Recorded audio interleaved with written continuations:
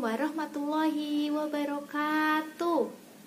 Selamat pagi anak-anak. Bagaimana kabar kalian hari ini?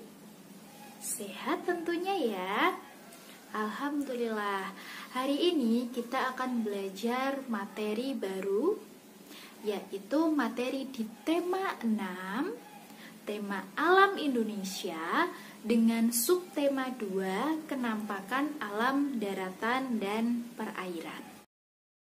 Kira-kira materi yang akan kita pelajari apa saja ya hari ini?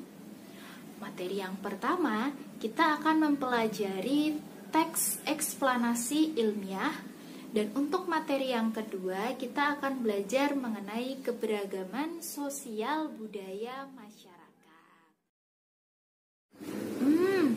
Sepertinya materi ini sudah kita pelajari ya? Iya, kalian benar sekali. Jadi, materi teks eksplanasi dan keberagaman sosial budaya masyarakat ini telah kalian pelajari di tema sebelumnya. Nah, di tema 6 ini kita akan memperdalam kembali. Sebelum Ibu melanjutkan materi kita, silahkan kalian simak video berikut.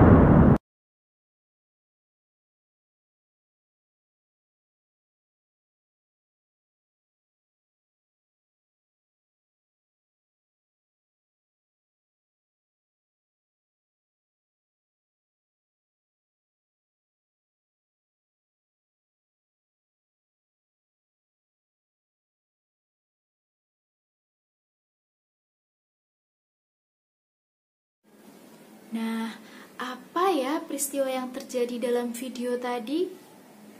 Bagaimana hal itu dapat terjadi? Seperti apakah proses sampai akhirnya gunung berapi dapat meletus? Kita simak ya melalui teks berikut ini. Peristiwa gunung meletus. Gunung meletus merupakan fenomena alam yang terjadi akibat adanya endapan magma pada perut bumi dan disemburkan oleh gas yang memiliki kekuatan tinggi. Beberapa gunung berapi di Indonesia adalah Gunung Krakatau, Gunung Merapi, Gunung Toba, Gunung Kerinci, Gunung Tambora, dan masih banyak lagi yang lainnya.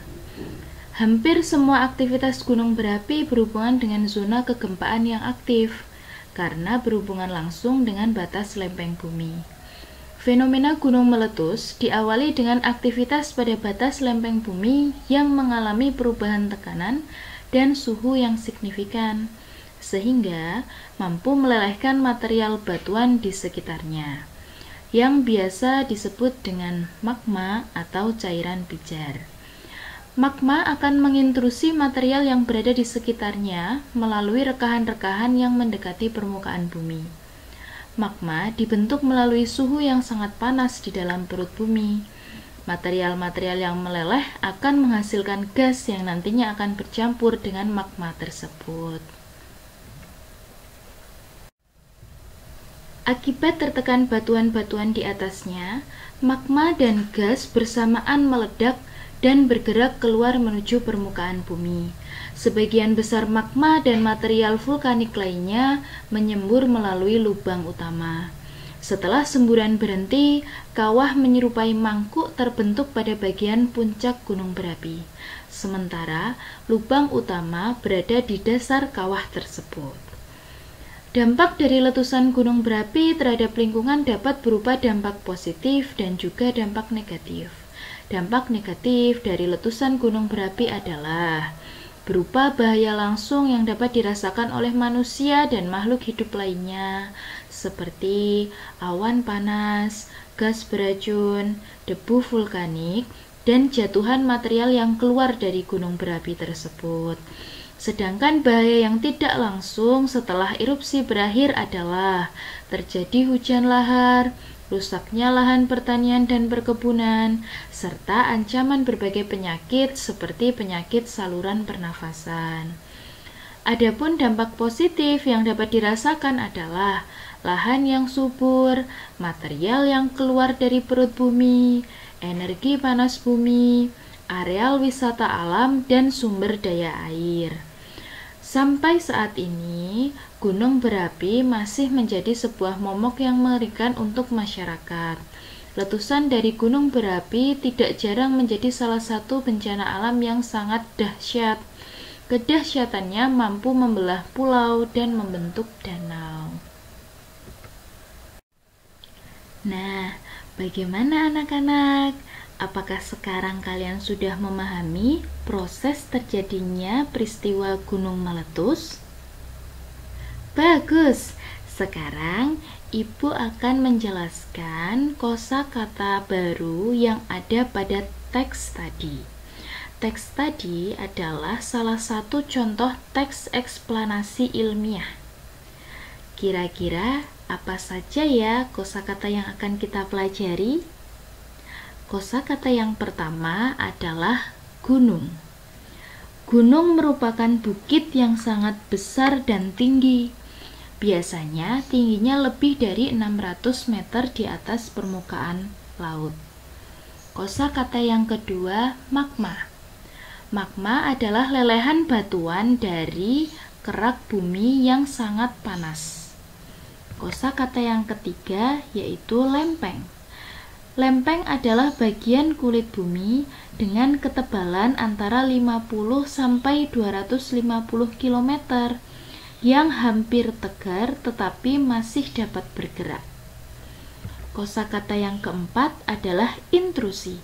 Intrusi yaitu penerobosan magma ke dalam batuan atau di antara batuan lain. Kosakata kelima yaitu vulkanik. Vulkanik adalah gunung yang berkawah atau lubang pada kerak bumi yang hampir selalu mengeluarkan gas, abu lahar, dan sebagainya. Biasanya ini berhubungan dengan gunung berapi. Kosakata yang keenam adalah kawah. Kawah yaitu bagian puncak gunung berapi yang berbentuk lekukan besar yang dilewati bahan letusan. Kosakata ketujuh, erupsi. Erupsi merupakan letusan gunung berapi atau semburan sumber minyak dan uap panas yang terjadi dari dasar permukaan bumi. Dan kosakata yang terakhir yaitu panas bumi. Panas bumi adalah sumber energi seperti air panas, uap panas, dan gas lain yang terdapat di dalam perut bumi. Kita biasa menyebutnya dengan geotermal. Ketika kalian membaca suatu teks eksplanasi ilmiah dan kalian mendapati suatu kosakata yang kalian tidak mengerti maknanya, kalian bisa mencari pada Kamus Besar Bahasa Indonesia, sehingga nanti kalian akan mudah memahami makna dari teks eksplanasi ilmiah secara keseluruhan. Sekarang perhatikan gambar berikut. Ini gambar apa ya anak-anak? Iya, tepat sekali. Ini adalah gambar gunung berapi. Gambar ini merupakan gambar salah satu gunung yang ada di Pulau Jawa. Coba tebak apa? Iya, gambar dari Gunung Merapi. Apakah kalian tahu berapa tinggi dari Gunung Merapi? Gunung Merapi memiliki ketinggian 2.900 meter di atas permukaan laut.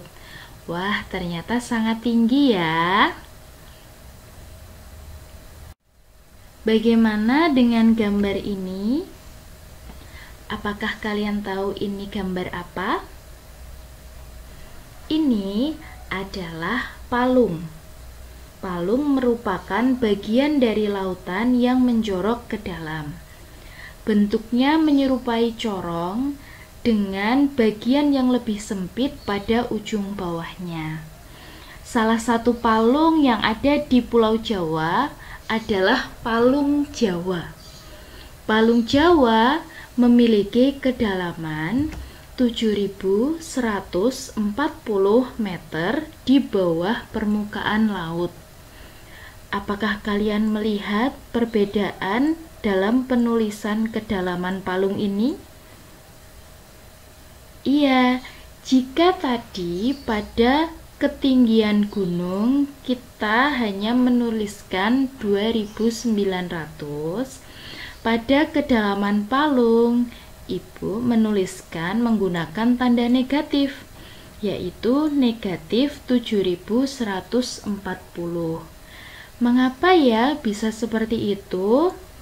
Kalian perhatikan penjelasan berikut ini. Kita umpamakan permukaan laut adalah titik 0. Maka bagian yang berada di atas permukaan laut adalah titik positif.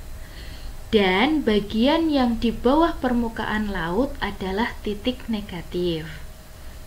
Kalian masih ingat ya, materi pada bilangan bulat? Ada 3 komponen, bilangan bulat positif, bilangan 0, dan bilangan bulat negatif. Konsep ini menggunakan konsep dari bilangan bulat tersebut. Seperti halnya pada penulisan tinggi dari Gunung Merapi, kita menggunakan konsep bilangan bulat positif. Dan kedalaman dari Palung Jawa, kita menggunakan konsep dari bilangan bulat negatif. Sekian ya anak-anak, materi kita pada hari ini. Setelah ini kita diskusikan bersama. Jika ada materi yang kalian tidak ketahui, silahkan bertanya kepada Bu Guru. Terima kasih banyak. Wassalamualaikum warahmatullahi wabarakatuh.